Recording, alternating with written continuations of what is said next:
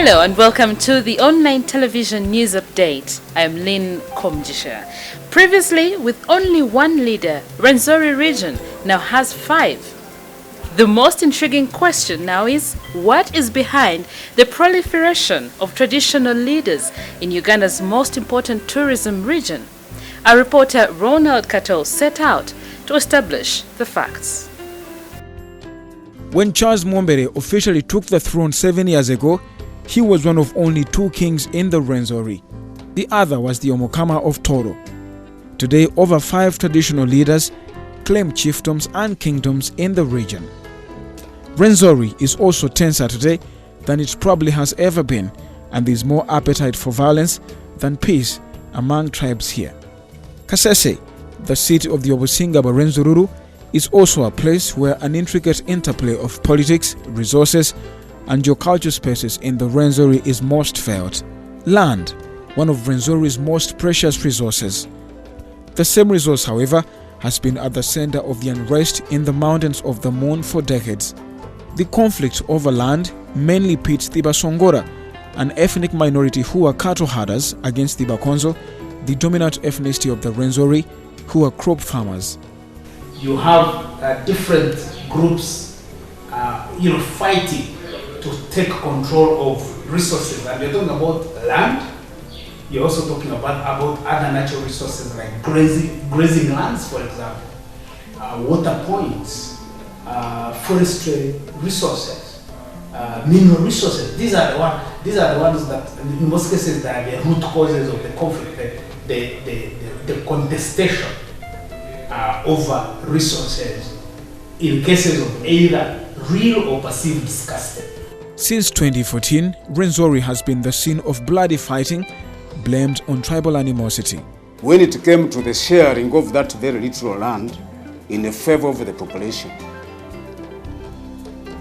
what the government did,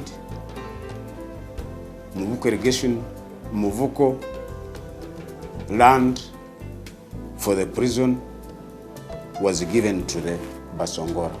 Well, the most important thing for us is the fact that we are recognized worldwide as one of the most endangered communities in the world, cultural communities. Basongora, we're facing extinction because we're few. This wasn't always the case. About 100 years ago, there were hundreds of thousands of Basongora, but the colonial wars depleted our population extremely. In 1910, 250,000 Basongora died in 1 year. They had been housed on concentration camps at Lake George and Edward, and then the epidemic, the sleeping sickness epidemic killed many of them, and of course, eventually the colonial wars claimed even more.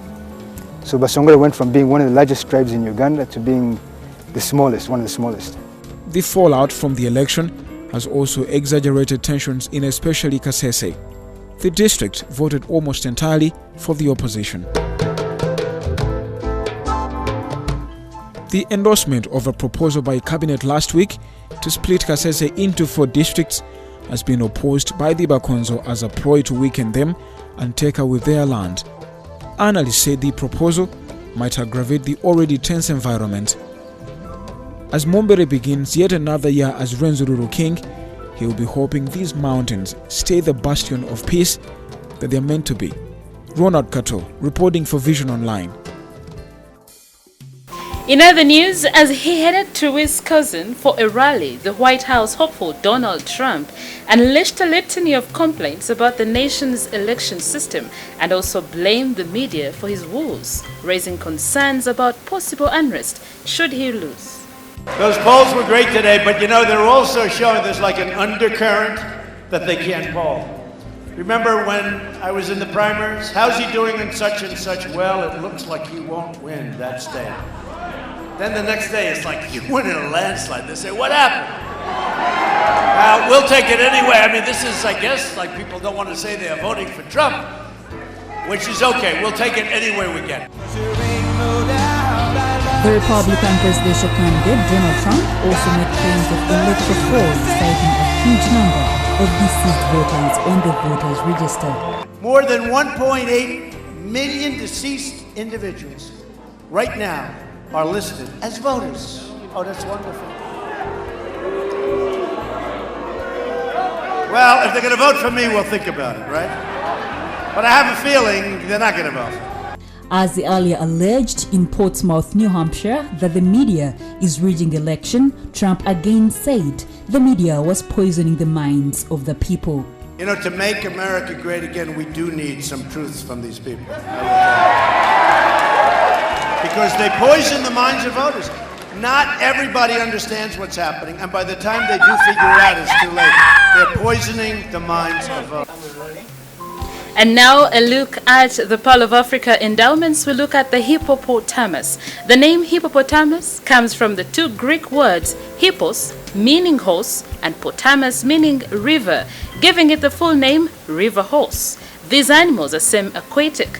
That is why they spend most of their time in water and on land. It is not surprising that the hippos in Uganda are found in national parks that have rivers or lakes crossing through them.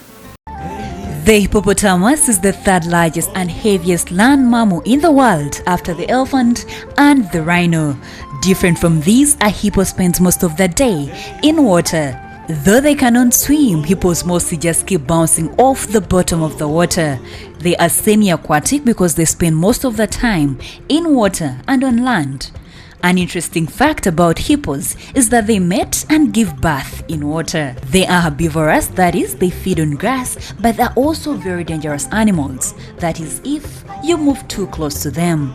It is always advised to always keep a distance around these animals. A hippo is seen at 25 years, but they have a lifespan of 40 to 50 years. Male hippos are called bulls as females are called cows, while their young ones are called calves. Just like any wildlife in Uganda, they are threatened by poachers. They are hunted for their ivory, which is later sold. Because they prefer living around water, their national parks have a river and a portion of a lake.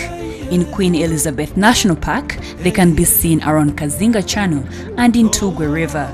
At Makshin Falls National Park, tourists sailing on a boat can see them at River Nile to the bottom of Makshin Falls.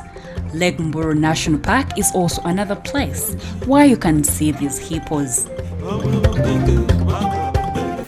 And that's all we had for you. Thank you for watching. Be sure to catch us again anywhere on the go. I'm Lynn Komjisha.